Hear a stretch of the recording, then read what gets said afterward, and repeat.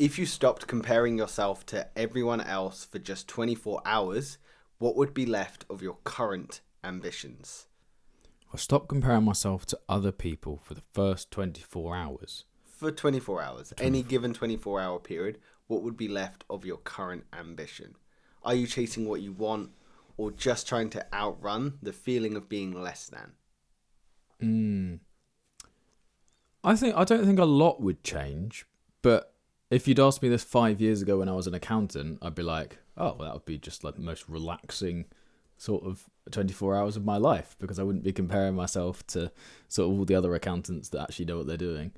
And like, as well, in the office, accountants that are also jacked and ripped and like seem to have the perfect work-life balance and just have everything, like they just know what they're doing, and they're, you know, people that I aspired to be and I was comparing myself to. And yeah, but that would all disappear if I wasn't comparing myself to them. So do we think the comparison is healthy? Do we think assessing other people's values and putting them onto our own intrinsic compass, is that helpful for us? I think it can be if you're using it to improve, but if you're using it just to make yourself feel bad, or not deliberately doing it to make you feel bad, but if the effect of you comparing yourself to somebody else makes you feel bad, probably don't do it. I like that. So today we're going to be deep diving into some different topics that AI, a machine, considers to be absurd. So rather than finding our technology strange, it found our psychology baffling. It doesn't understand why we measure our souls against a stranger's highlight reel, why we treat our own bodies like an annoying employee we only listen to when they go on strike. The first one is we're going to deep dive into measuring our worth through comparisons to strangers. So humans routinely assess their value by comparing private struggles to curated highlights of others. We call this motivation, even though it can erode our own self-trust. So on average, how many people do you think, and this isn't a stat, I haven't got anything here, on average, how many people do you think compare themselves to other people on a daily basis? Everyone. 100% of the people. Yeah. Maybe not like newborn babies. But even then, they're probably thinking like, oh, there's like big people and I'm a little person. I wonder if they're even thinking. Yeah, they've got to be. I've got to be thinking. Like, my first memory was at like 9 months old. Of what? 9/11. Yes, wild. Don't interrupt CPBs with a traumatic event. It's obviously going to bury itself into my brain, isn't it? Parents shouldn't have pacified you with CBeebies. Then you wouldn't have been. I was 9 months old. They didn't even think I was aware. But yeah, so comparing yourself through to strangers. What ways do we compare ourselves to strangers? Obviously, there's social media. It is through just judgments we make on a day-to-day, walking through the office, through town, through the high street, whatever it might be. We are constantly using our own values and judging other people based off that, and then placing our perceived judgments of them onto our own life, and then almost comparing where we think we would stand in relative competition, but not necessarily on anything that we deem to be worthwhile. We did a short clip about fashion. We did. Do you think the idea of somebody looking cool only comes from the fact that we think they look better than we do? Is that what looking cool is? Let me ask that back to you then. Do you think that if you saw someone that was well dressed, well put together, and you liked their fashion, would you then go, oh, they look better than me by just default?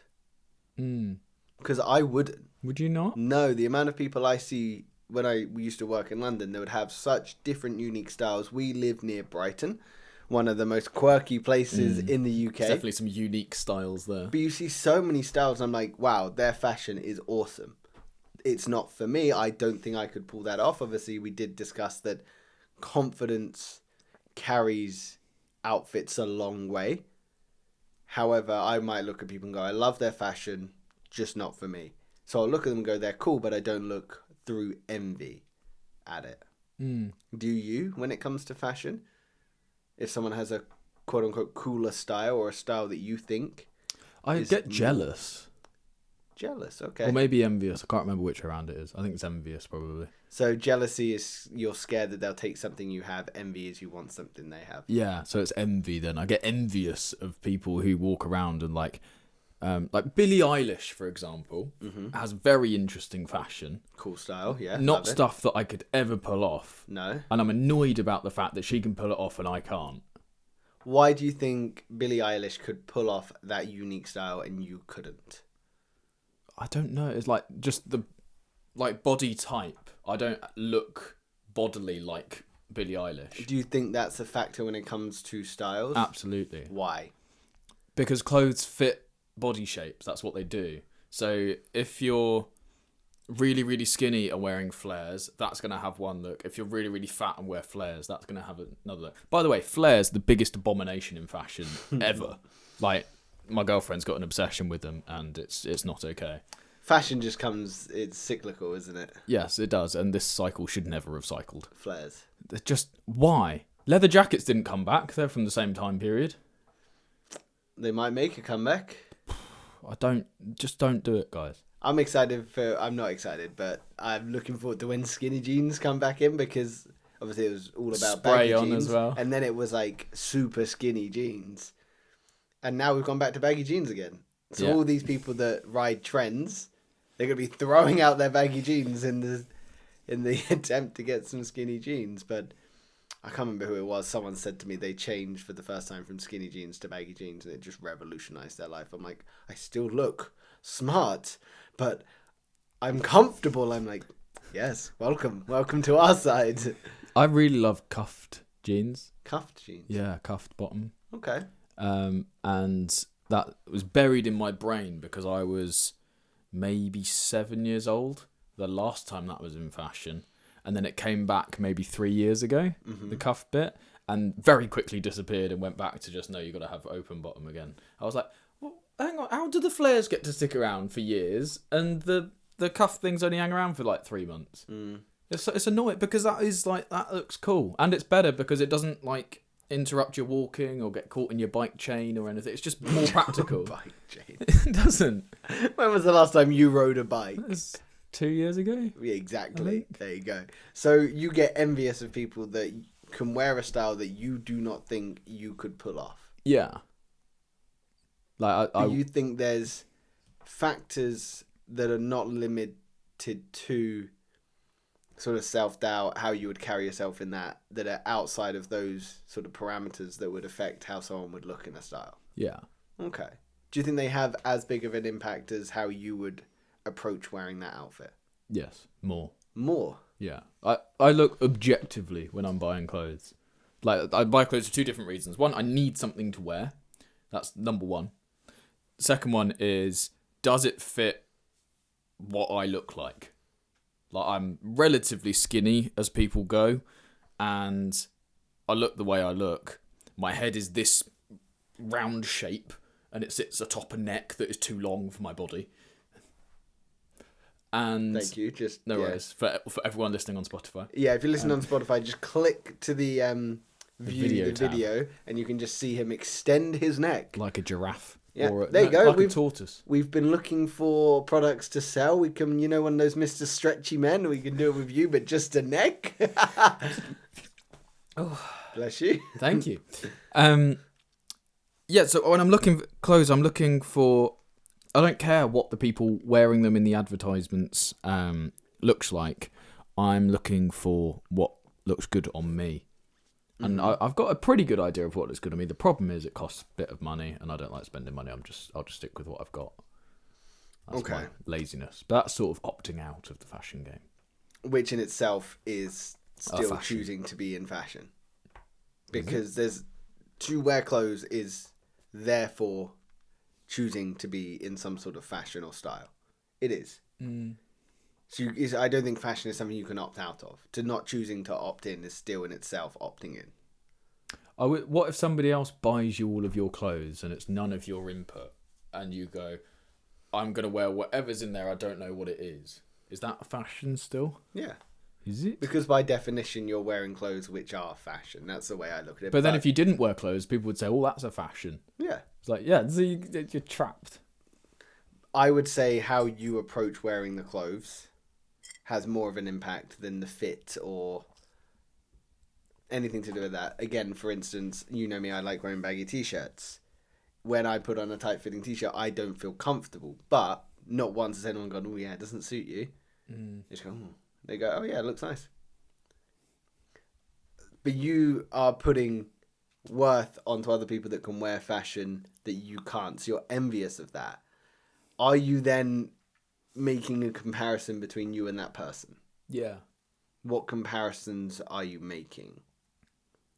I imagine myself wearing what they're wearing. Mm-hmm. And then I think, yeah, no, I wouldn't look good in that.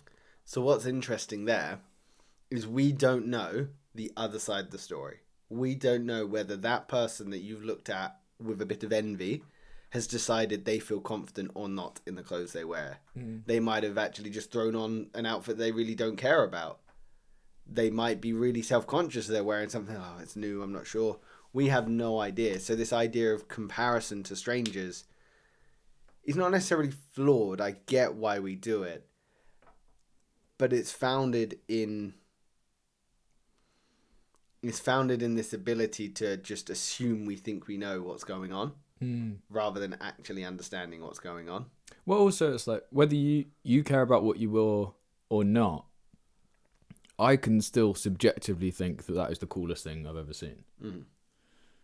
Like, so their input is almost irrelevant. Their thought process behind what they wore is irrelevant. I still think it's cool for me. But from that person's perspective, they're not going to have any idea that I thought that. And it might just be something that they threw on, might not. But I would say, if I think it's like the coolest thing ever, and they've just thrown it on or whatever, their wardrobe must be stacked. Because like, if that's their throwaway clothes, what's their like, I look really cool in this clothes? But that's through your lens, and this is where we're coming down to with like this comparison is we make comparisons with people based off the metrics and the judgments that we have for ourselves.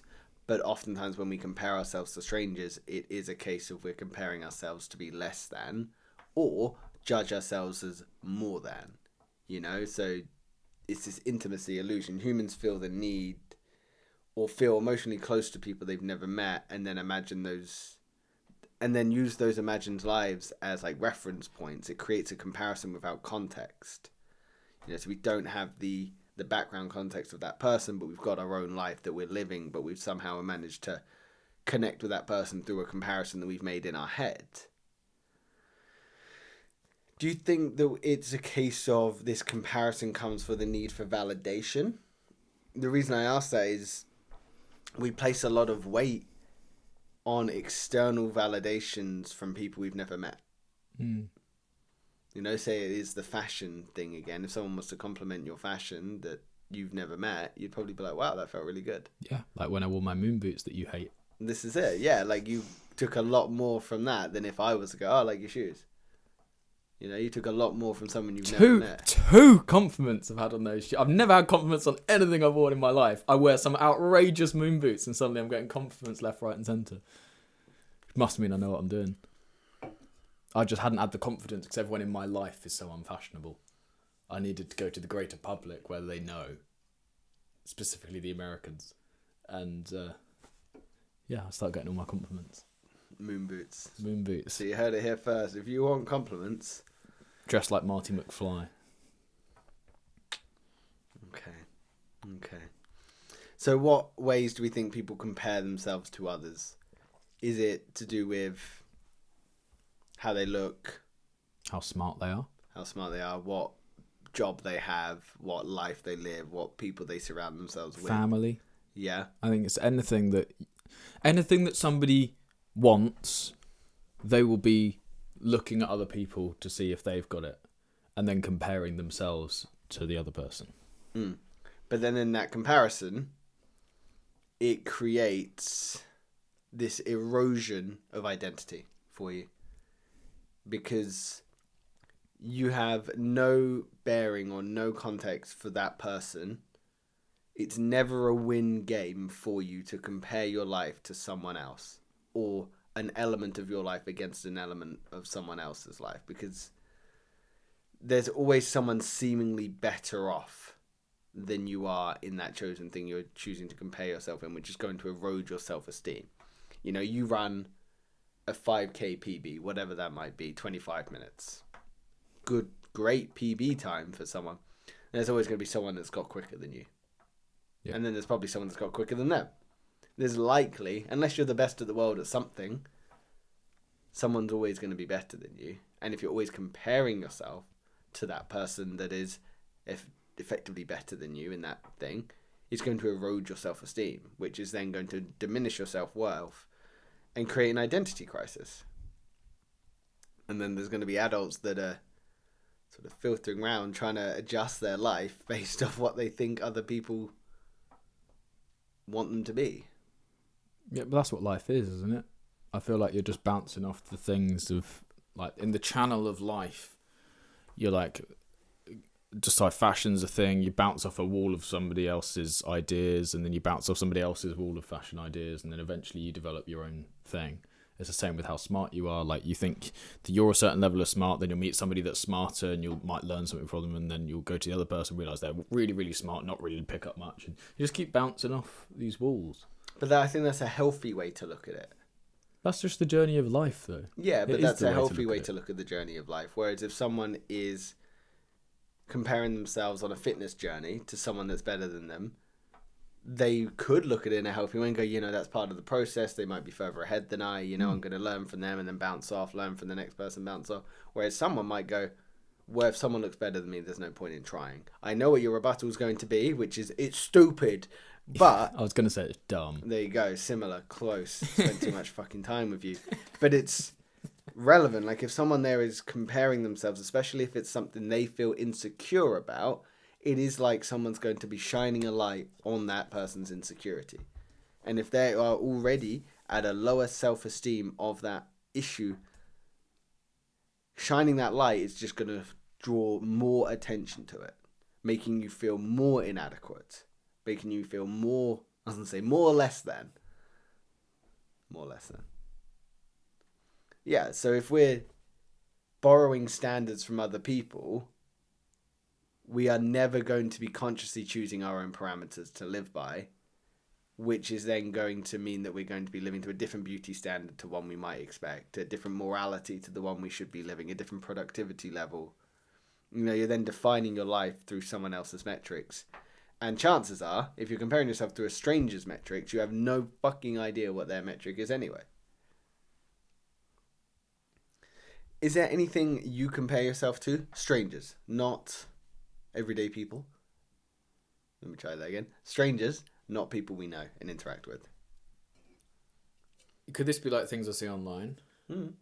Yeah, so like business owners. I compare myself to them all the time. Like, it's the constant reaffirming truth that I'm not enough and that I've got to keep going. It's like, I know that they're way further on their journey than I am, but if I want to achieve what they want to achieve and I don't believe that I'm smart enough, anywhere near as smart as they are, I'm thinking, well, I've got to start earlier, I've got to do it longer, I've got to work harder, I've got to work better, I've got to work smarter. Does that make you feel good, that comparison? No, but that's sort of the point. Is it? That's the push that keeps me going. Is that a healthy motivational source? For me. I disagree, because it's coming from a negative place, so how can that be healthy? And that comparison's coming from a less than feeling. But that's like... That's trying to chase something you'll never feel more than for. Because there'll always be someone better than you, so it'll always make you feel less than, so it'll always make you feel inferior, so no matter what you accomplish, you'll never feel worth it. No, for me it's like short-term pain. Like, for example, if you break your arm, you might have to have an operation to reposition your arm, which is short-term pain, for long-term gain of having an arm that grows back properly. For me, looking at all the rich people and comparing myself to them is the short-term pain. That is the operation for me to grow strongly and achieve the thing that I need to achieve. Yeah, which is then, say you're successful in business, but then you look where you are now, or sorry, where you would be then, and you see all these other people that are a different level to you, because the game has changed for you. So when you're then looking at these people, that will then still be the fuel to get you further, which in itself is not healthy because it's pulling on your deep-rooted insecurity of not feeling like you're enough. Elon Musk is the richest man in the world. He is. There's nobody better than him at making money. So will you always use him as this shining light and make yourself always feel less than? No, because when I overtake him... That implies you can overtake him. Somebody's going to. And you think that's you? Might as well be. So what if it's not you? Then I'll just keep trying until I get there. But I haven't finished until I am the richest, the smartest, the strongest. You won't. You won't be all of those things. We've said, how many times have we said that the happiness in life comes from the journey? So why would you want to end the journey? No, I'm not suggesting ending the journey. I'm finding a more sustainable, healthy fuel rather than this fear of not healthy. feeling. No, this is driven by a fear of being less than. Yeah, but I like that. I like feeling less than, so that I've got a place to grow. If I feel like I'm enough as I am, and I'm wanting to do better things, well, by definition, I'm not enough because I'm trying to. I guarantee that if you get to a more grounded state of growth and a healthy sense of fuel, your drive to want to continue building will not diminish. I guarantee that. But like, I'm happy in my life. I just saying like the negative fuel because that gives me the stress to keep going. I just think unfortunately it might come to a place where you'll achieve something that you've set out to want to achieve, and then that won't feel enough. So you'll try and do something else, and then that won't feel enough. But that's what because life you'll be is. comparing yourself to strangers. That's good. You're just achieving your goals and then moving forward. But are you celebrating those wins? Yeah, like I had a 100k party when I hit 100k. Yeah, and you instantly were focusing on what's next. Yeah, and then I had a 200k party. That's what you got to do. I enjoy the win, and then I move on because. What is it? You've got to do things quickly. That's not the saying. No, it's not. I don't know what you're trying to say. Got break fast and fix later. Is that the Silicon Valley thing? I don't know.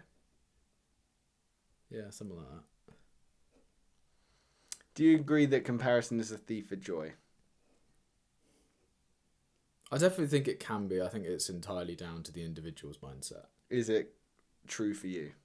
No. Why not? Well, again, it depends in what aspect of life. Business? Business, no. It doesn't steal any of my joy. If anything, it gives me joy. Okay. Because it shows me what's possible. Okay. So after that, what is the thief of joy for you when it comes to comparison? Watching people who I haven't seen any of the hard work and the stuff that they've done behind the scenes and just assume that they're just naturally instantly better at singing than me. Like, because I'm a terrible singer. If you're putting me in the realm of, like, professional singers, like, I'm probably bottom of the barrel for an artist that tries not to just, over auto-tune everything. Like, I'm really low to the bottom. But then there's other people who aren't professional singers who are way better than me. It's like, I'm undeserving of my current position. Is like the comparison. But even before I was in the position of where I was technically a professional musician, I was comparing myself and saying like, I'm never going to get there because they're so good. And like, if I've got to be better than them because I need to grow. Like I need to get to that level. It's like in terms of fame, money, success, whatever it is. It's like if they're that good at singing, they've got to this level. Like what level would I need to get to surpass that? So when it comes to so I'm curious, what's the difference between business and singing for you? Is one a passion and one's business? One's professional? Business to me seems very logical and learnable. Singing is the same, but different people start at different levels. Like some people from when they're a kid can just sing like the craziest vocal runs, and it makes no sense as to why they can. Why were they born with that level of vocal agility and strength? I have no idea. Like I wasn't born with that. Like, and neither was Ed Sheeran, by the way, and he's done all right. No, he wasn't. He worked extremely hard to get where he's at. Didn't he? When he was on a talk show, he played a recording. Yeah, brilliant, absolutely brilliant. And it just shows you can do it through hard work. But I think maybe it's the duality of I want to be really good at singing, and I want to be really good at business. Business to me has longer legs and better potential for everything in my life. So therefore, I'm trying to do both at the same time. So it's like, really, every time I sing, I feel like I should be working on business. Every time I work on business, I feel like, this is probably better, but I would like to be singing right now. It's just, you can't have everything in life. So that's sort of why I decided to become a content creator, because you can be a singer, but at the same time, the best singers in the world might make terrible content. Like, so the goal is just to make really good content, and then if you can package the content correctly, it will still get millions of views even if you're crap. And that's what I learned, and I proved that you don't need to be a good singer to get millions of views, which is really funny. So I'm going to try and word this well, and I might ruin it along the way. You feel, please correct me if I use the wrong terminology, maybe less than when it comes to singing, because there's a slight maybe fear of inadequacy. Yeah. So what you've done to bypass that is position yourself where you've negated the need to elevate that ability to an extreme level. Yeah, I cut the corner. I became a famous social media person. So you've allowed that comparison to not necessarily become irrelevant, but a challenge to overcome. Yeah, / just mask the problem. Yeah, I don't know how I feel about that. And that's No, not it's really unhealthy. No, but like that's not me going, oh, no, I don't know how I feel about that. It's me legitimately going like, you know, I don't know how I feel about that, because I've never heard anyone bypass a comparison to... It's pretty extreme, isn't it? Yeah. How does that surprise you with me? I mean, yeah, you've stumped me. I'm always learning new things about you, but that's something I've never heard. If I can get millions of views on something, there's a chance some people will think I'm good, was my thinking. Do you want that proof to show that you're good? Yeah, because I don't believe it. So I'm hoping if other people tell me enough, then maybe I'll believe it. So your comparison through singing comes through, unfortunately, not feeling good enough. Yeah. But the other thing is, I think if I was to work really hard on my voice and could sing whatever I wanted to, I'd still think that I wasn't good enough with singing. Why? It's just an insecurity. I've never, I think was because I could sing quite well as a kid, and then my voice broke, and then I basically lost all my singing progress. So how do we overcome those insecurities then? Because if we're saying maybe all comparisons, or the hardest comparisons to overcome, are likely deep-rooted in self-worth or your self-belief within a chosen domain, how do we overcome that? I don't know. And I'm not expecting an answer. I'm not expecting a groundbreaking, holy shit, we found it. But I'm curious, you know, is it self-compassion? Is it as simple as that? Is it as simple as self-compassion? Because that's where my mind jumps to initially. Because if someone is feeling less than when they go to the gym, it's something they care about, they're really investing their time, but there's how many people in the gym that look better, in better shape, can run faster, can lift heavier. And if they're constantly comparing themselves, they're going to feel less than and not enjoy the process. Maybe you want to feel like they're going to quit. Is it self-compassion to go, you know, I'm trying the best I can with what I've got, and that's enough for me? You know, I've always said if you give something 100% of what you could at that time, you can never be disappointed, because you can't, by definition, have given more. How do you know you've ever given 100%? Like, I can never convince myself I've given 100%. It's a good mindset to have, the always feeling like you could possibly have given more. However, I think there are times where you're like, I've tried everything I can, I've exhausted everything. Sometimes less is more as well. You understood where the rest comes into it as well. Again, it depends on what you're doing. If you're prepping for a job interview, sometimes you know, you're like, I've done everything I feel like they possibly can. They throw a curveball, like there's no way I could have predicted for that. If you didn't prep about the company you're applying for, chances are you didn't prep well enough. But if they throw you a curveball, like the scenario in the internship where they drop you in this, they shrink you down, drop you in a jar, what do? You know, if you haven't prepped for that, maybe that's not on you, because that's a complete curveball. That'd be so cool. Yeah, that's a cool question. I'd want to work for that company. It was Google. Have you seen that film, The Internship? Yes. Yeah, it's a good film. But not for a while. I need to rewatch it. Yeah, so I'm curious, maybe it is just self-compassion. So we're comparing ourselves to strangers. Likely the most harshest comparisons we make against strangers and other people is the ones we feel most insecure about. So self-compassion is a way out of it. I love how literally like 3 sentences ago you were like, I don't know if we are going to find an answer. I'm not expecting anything like groundbreaking here. It could just be as simple as self-compassion. Oh wait, that's actually it. But that's not groundbreaking, and that I don't think is a one-size-fits-all. I think there's likely loads of things that need to come with it, like limiting social media. We've got a big episode on social media and comparison. Listen to that, change your fucking life. Best episode ever. I did enjoy that one. You can practice gratitude. Something we talk about all the fucking time is practicing gratitude. You can celebrate your personal wins. You can set those achievable goals to then celebrate them. You can embrace who you are. You can be present in the moment. You can get professional help. There's heaps of things you could do. And I don't think it's a one-size-fits-all, but I think self-compassion, however that looks for you, is a good place to start. And again, I don't think that's going to break anyone's life in half and they're going to be like, oh my God, I'm a better human because of Beneath the Noise. If you're not, I'm sorry.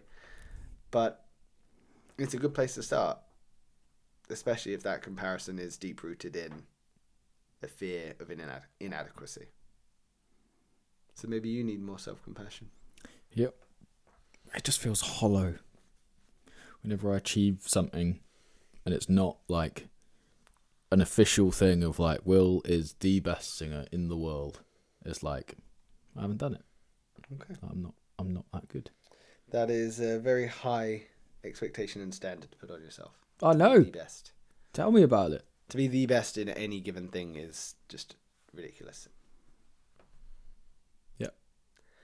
So I got a train of thought. If we're so obsessed with how others see us or how we view ourselves in relation to other people, is the reason we stay in lives... So what is the reason that we stay in lives that don't fit us? Or we try and mold ourselves to lives that don't fit us?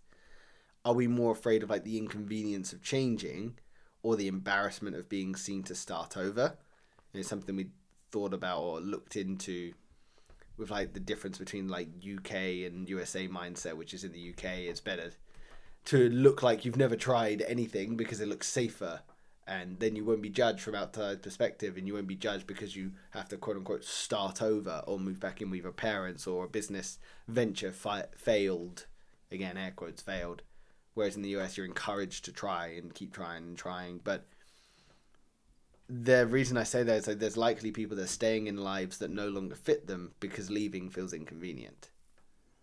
You know, which is the prompt, the second talking point, which is staying in lives that no longer fit us because it feels inconvenient. So humans endure misaligned work, relationships, and environments long after they feel hollow. We call it loyalty, practicality, or realism, but rarely fear. So I wonder how many people stay in lives that no longer fit because it feels inconvenient. Because how many people that are listening maybe are in a job they moderately dislike, they actively dislike, they just despise, but leaving means they have to find a new job. They have to rewrite their CV. They have to go through They have to go through interviews. They have to prep for the interviews. They have to relearn a new system. Justify leaving it to the other half. Justify leaving it to everyone who asks what you're doing at the moment. Exactly. The list goes on. So that might feel like a bit of an inconvenience. It's just easier. Yeah. You know, you're a lot better at reframing this than I am, but it's the Chris Williamson theory. Well, it's not his, but the walking 2 miles. Yeah. So people are, if you're moderately uncomfortable, that doesn't inspire change. If you're extremely uncomfortable, that inspires change. For example, if you've only got 1 mile to walk or 1 mile to travel, you would choose to walk it. But if you needed to travel 2 miles or 10 miles, you would drive it. So in theory, you'd get 2 miles quicker than you would get 1 mile, just because you changed the vehicle. It's the region beta paradox. That's the words I was looking for. It. Rita Skeeter, skirt. But yeah, the region beta paradox. There's also probably a significant amount of people out there that have the ability to endure a lot of discomfort. People pride themselves on how much discomfort they can go through as well. This is what I'm saying. So how many people are almost stubborn in their ability to leave something that they know doesn't serve them, but they're proving a point to themselves, to others, of how strong they are. Just because you can lift something doesn't mean you should. Yeah. Sometimes this David Goggins grind mentality. Who's going to lift the boats? Maybe. The logs. Yeah. Maybe you don't need to lift all the logs or the boats. Or both. Mm. Who's going to carry the boats and the logs? When I first started doing Couch to 5K, I just had like an hour of that playing in my ear. Did you? Yeah. Just that line, over and over. Just him shouting it in different conversations. Oh my God. With like a bit of dun, dun, dun, dun, dun, dun, dun, dun, music in the background. I was like, yeah, I'm going to carry the boats. That's mental. While walking in the Couch to 5K. No, good on you for doing it, man. That's awesome. Now Finished it as well, 8 weeks. This is what I'm saying. You've done really well with that. I remember you saying when you're going to start it, and when you finished it was awesome. It was really good fun as well. Yeah, you did really I well. want to do it again. Do it, man. And it's cold as outside as well, which I prefer to run in the cold. I don't like running. What is wrong in with summer. you? It's too sweaty. I ran this morning, and it was brutal. No, but Did 7.5k, nice, easy, very slow, very comfortable, and I was freezing. Wasn't it supposed to be raining today? Yeah, it's raining this afternoon, which is why I ran this morning. So Oh, I'm I'll going to go run run this this morning, afternoon. lift in the afternoon. I'll go running this afternoon. What, after you've been to the gym with me? Yeah, why not? It's not leg day. No, it's not. Yeah, there you go then. Fair enough. But yeah, staying in lives that no longer fit because leaving feels inconvenience. So inconvenience can be the new prison. Many people aren't trapped by fear, but they're trapped by the logistics, the expectations, the comfort. Again, I'm going to pass this to you because you explained it better than me, but the sunk cost fallacy of identity. So the sunk cost idea. Yeah, it has become something I talk about quite a lot. It's Like like you articulate it very well, and Do it's I? helped me understand it. Yeah, well, it's helped me put names and words to something that I've never really thought about. Because to be honest with you, I don't like the idea of a deferred life. You know this about me. I happily Chop leave and a job change. that I've been Yeah. in a job for 2 years where they're rewarding me and want me to grow and progress. I'm like, no, I feel like I need to go traveling because there's things I want to do, and being part of your business in an office in Brixton is not one of them. Yeah. No, sunk cost fallacy, for those of you who don't know, is when you spend a lot of time, effort, sacrifice, money on a particular thing, and you've built that up over time. So, like, you've got quite a lot invested in that thing. So the decision to move away from it becomes really hard because you've spent 2 years working towards a thing and a job, same as you were. For most people, it's really hard to leave because they've got sunk costs. They've spent 2 years working towards this thing, and they've got promotions, and they've got a solid income, and things are going really well. They've invested in it. They've maybe, at this point as well, maybe got a mortgage, maybe got a family on the way. Working on just keeping that job becomes the priority, even if they don't like it, just because they've already sunk so much into it. Whereas, yeah, and then you just need a lot more motivation, something really drastic to inspire change. Well, do you know what helps me with that is a fear of commitment. I find is really helpful. Because if you've got a fear of Don't wanna committing commit to the anything, job, then you're always going to feel like you've got one foot out the door. It's great. Have a fear of commitment, and you just never have to commit to anything in your life. He's on the market, ladies. Yeah, that's going to sell me well, isn't it? I have a fear of commitment. We might invest 2 years together. We'll go travelling together, and then I change my mind. Just randomly, one day. He'll say it's going to be next year's January, but really it'll be next month. Yeah, inside joke that. But how much of that stability that we call stability, of the consistent work or whatever it is we're avoiding, is actually avoidance? How much of what we call stability is actually people avoiding how they feel in that moment, their honest self? Because really what they're doing is probably betraying their sense of self. They're betraying their identity. Well, it's probably quite a lot, especially for somebody like me, because I like Trains. to just do whatever I want to do in the moment. And like YouTube is a distraction for that, because I've set myself a goal. No, there must be a video that goes up every single day. So it's like, whether I want to make a video or not, I've got to make a video. Whereas I might want to do rock climbing today. I might want to go for a run. I might want to go to the gym. But all of 2025, I didn't get to do anything other than make videos, pretty much. because I just wanted to make sure that videos were the thing that were going out, and that was my career that I was building. And you could say now with YouTube, I've got a lot of sunk cost because it's a lot of effort to build up 400,000 subscribers. And I'm not inspired by the channel anymore. So it must be a really hard place. I'm not saying this for you, I'm saying this in general. For someone that is in that sunk cost fallacy of where, like, how do I walk away from this? Is it right to walk away from this? You know, I've built so much. Am I just being silly? Like, that must be a really hard place to be. Just trying to have those discussions with yourself. It's like, I've invested so much time, so much of my personal investment in this job, in this business, in this relationship. It's hard. I think one thing that can help is looking at it in terms of skills. So if you've invested 2 years in a job and you walk away, you haven't lost everything. You've lost the income, really. But you haven't lost the 2 years of experience that you gained, and you haven't lost the 2 years of skills that you've built up during that time. So you're actually walking away a higher skilled, more experienced person. Yeah, you're right. This is something people often forget about trying to achieve goals, is whether or not you have achieved the goal you set out to. In that pursuit of the goal, you have become a more developed person, which is often what is overlooked and in reality should be the thing that people reflect on the most.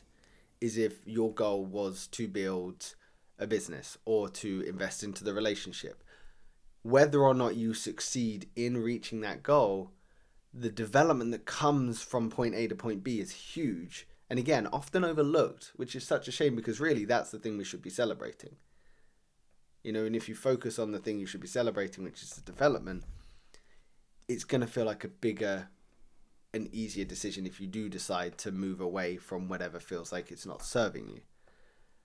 I wonder if this would help. I've never been in this scenario where you feel like you've got this, that staying is just the convenient thing to do. But, well, I suppose I arguably have with leaving the job. But is what feels like would be reclaiming your identity. You know, does staying feel like you're sacrificing yourself or sacrificing a sense of self or sense of identity? Or does leaving the relationship, the job, whatever feels convenient, does it feel like you're reclaiming some sense of your power and your autonomy? Which is how it felt for me with leaving my job. Which I felt like I was reclaiming some fire, some passion to be who I wanted to be, not just living out the same day on repeat. I'm fine with living the same day on repeat if it's something that I feel like I've chosen.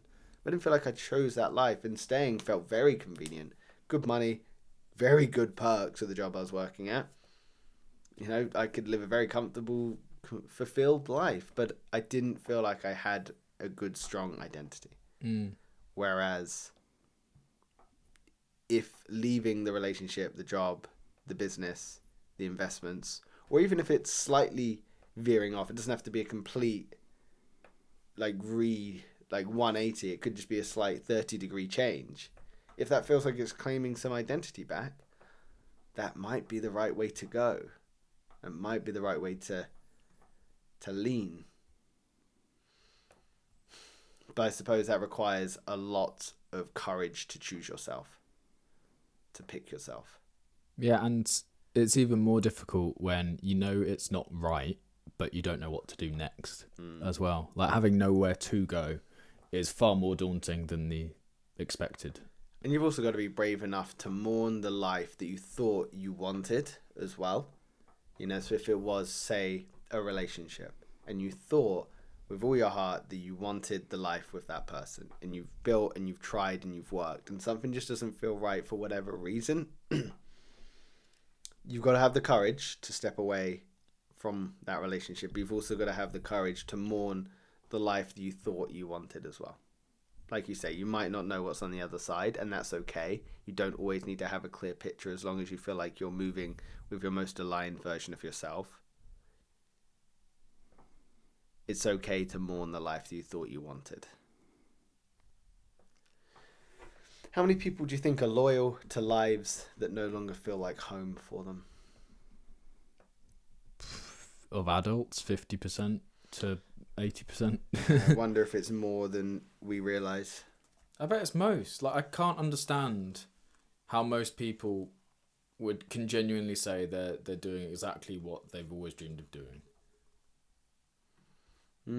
For whatever reason as well. Living in the country they've always dreamed of living in, doing the job they've always dreamed of. They might not even know. They might be 50, 60 years old and still not know what they want to do with their lives.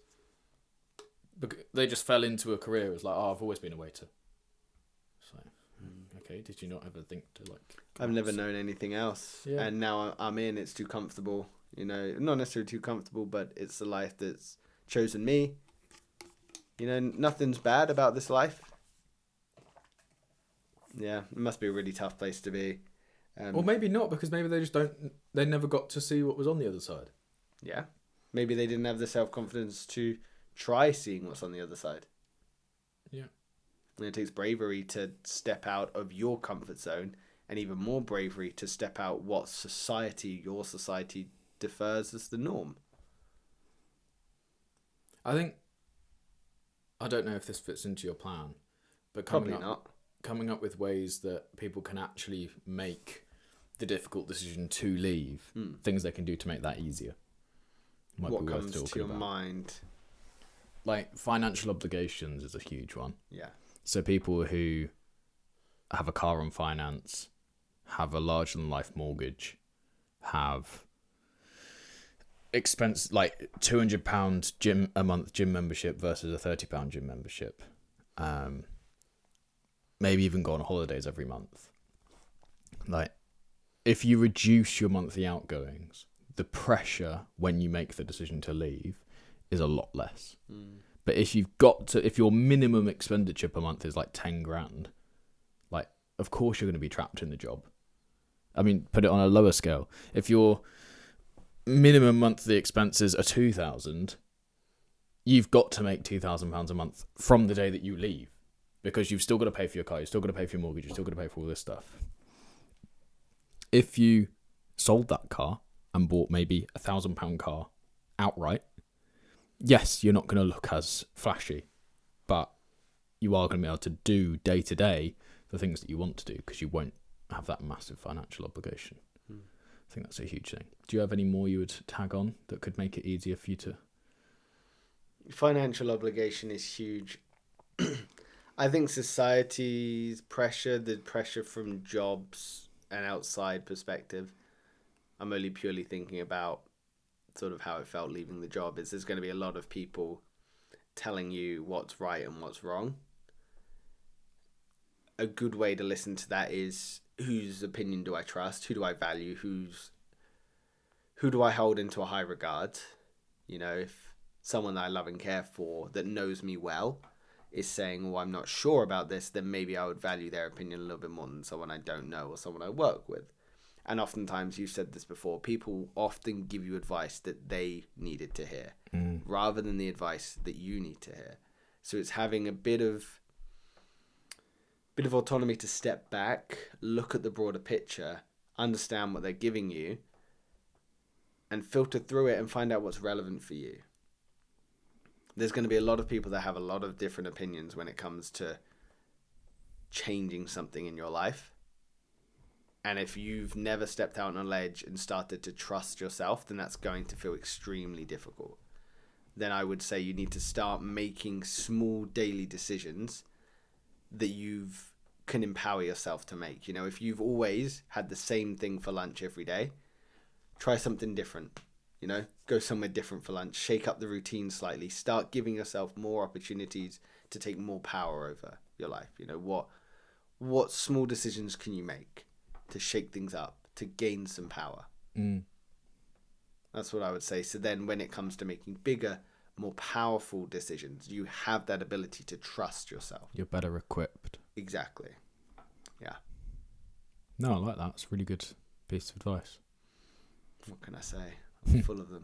I advised people from a financial perspective. You advised them from a decision-making, psychological, emotional perspective. What a surprise. Welcome to Beneath the Noise, everyone, where we've got the businessman and the emotions man. Where I cry that we make no money and he's like, we must earn more. I'm the emotion man. Hey.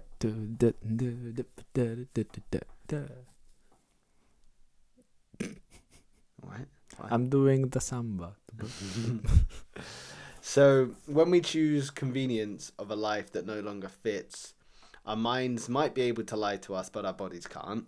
You know, oftentimes we've said before, your body will start with little signals, they'll get louder and louder to eventually listen. But why do we wait for that physical breakdown to give ourselves permission to make a psychological change? You know, because we often ignore the body until it forces attention. Exactly what I just said, which is your body might start with a little whisper, like, hello, have you thought about me? And then slightly louder and slightly louder. You might get like, a little bit of niggle in your elbow. You might wake up and your neck's a little bit tight. Or you suddenly start feeling under the weather. Then suddenly, boom, you broke your leg. I don't know.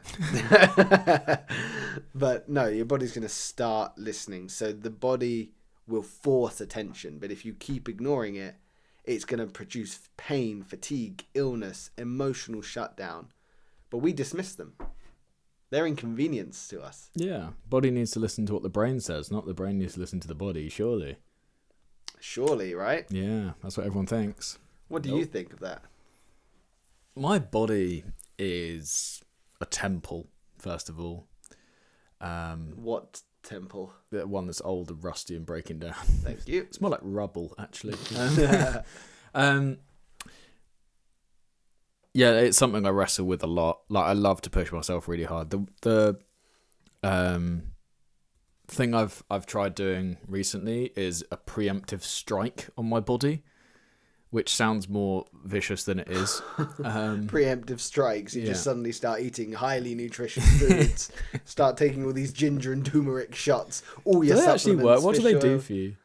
Ginger and I think turmeric reduces inflammation. Ginger, I think, is natural immune booster.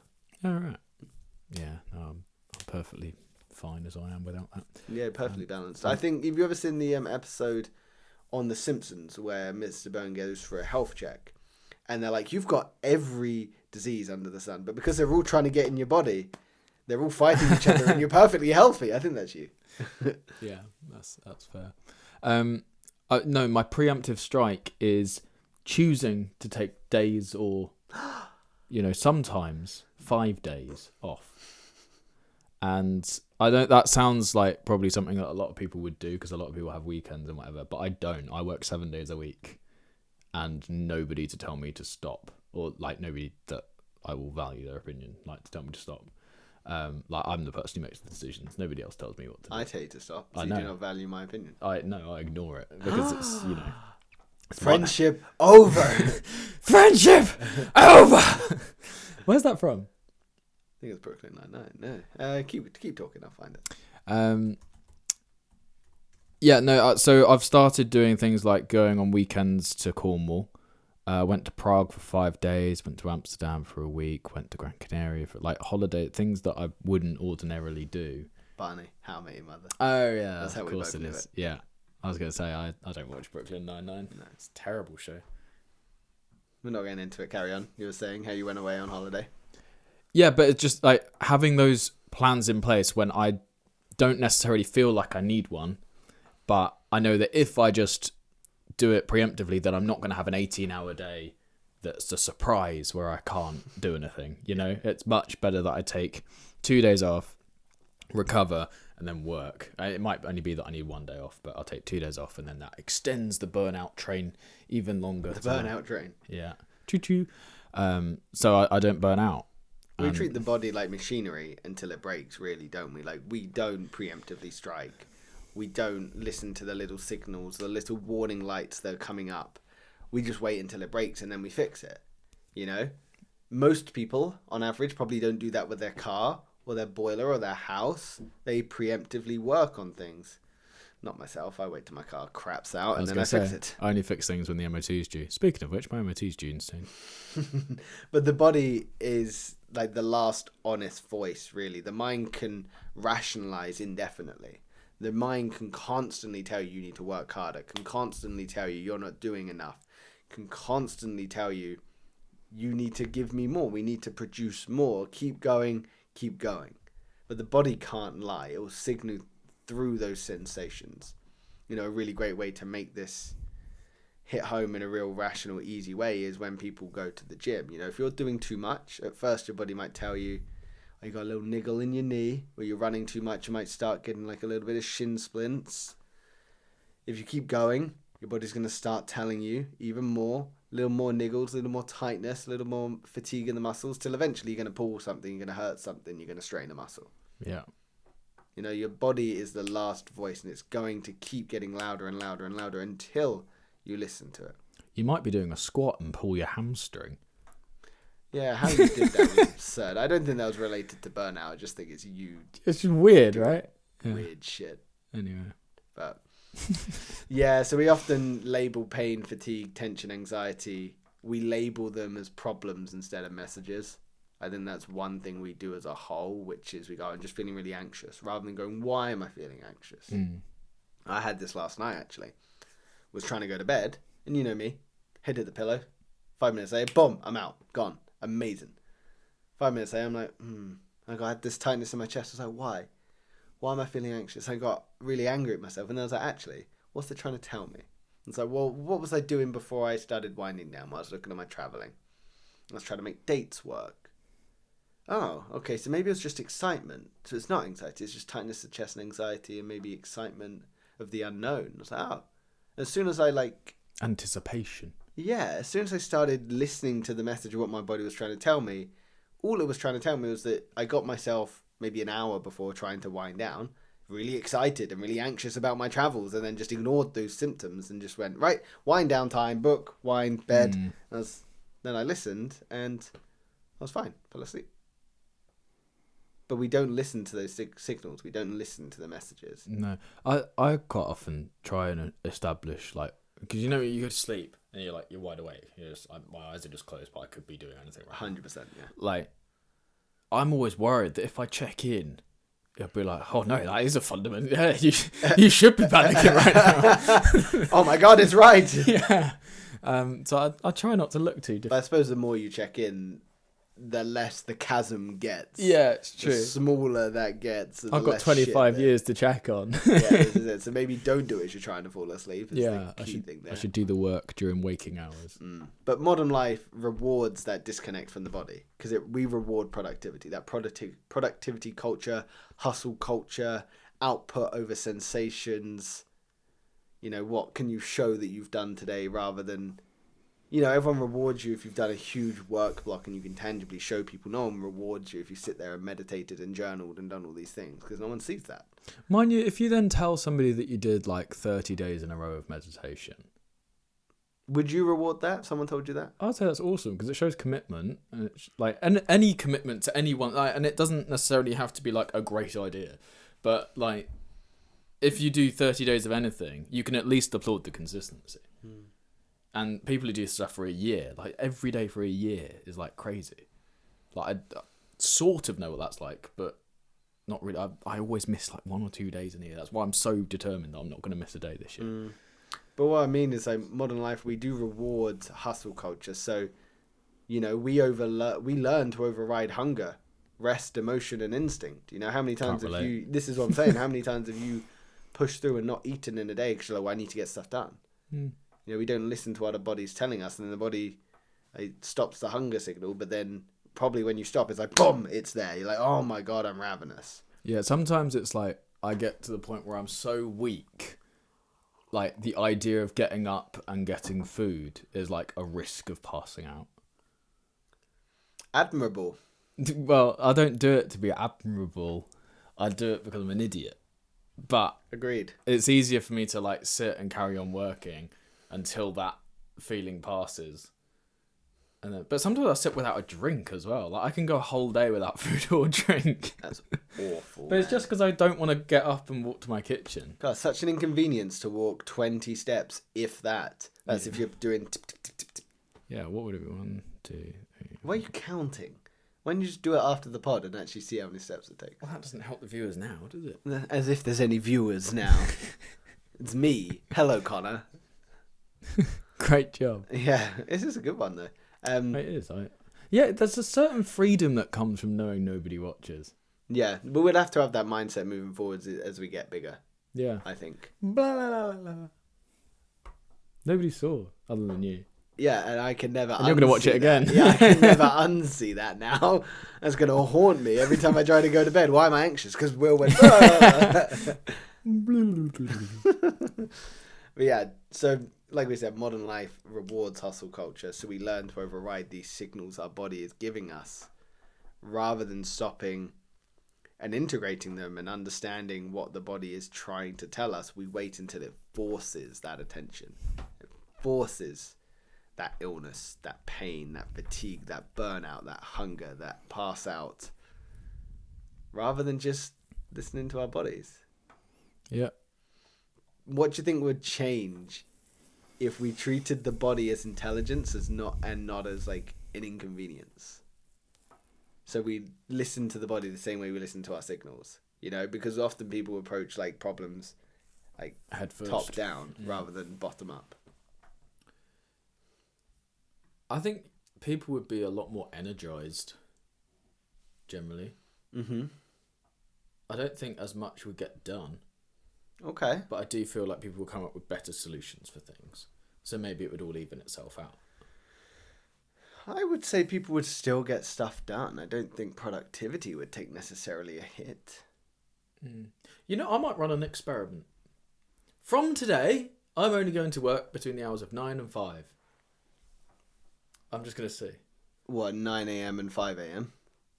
9, yeah. Yeah, and just work. And then you have those 5 a.m. 4 to 9 hours. a.m. off. Yeah, those 4 hours.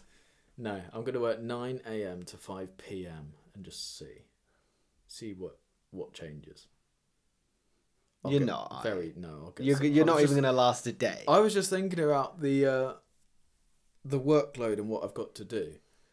Like on the days where we film 9 to 5, there's no time to edit any of those podcasts. I forgot to edit one while we were doing this, which is disappointing. annoying. I just don't know when I'd get anything done. There's not enough hours in a day as it is. Okay, so a little closing question for us to try and loop everything together. If you stopped comparing, stopped postponing, and started listening to your body, what would have to change? And I'm not asking you specifically, but that really ties everything together because we've talked about comparing ourselves to others.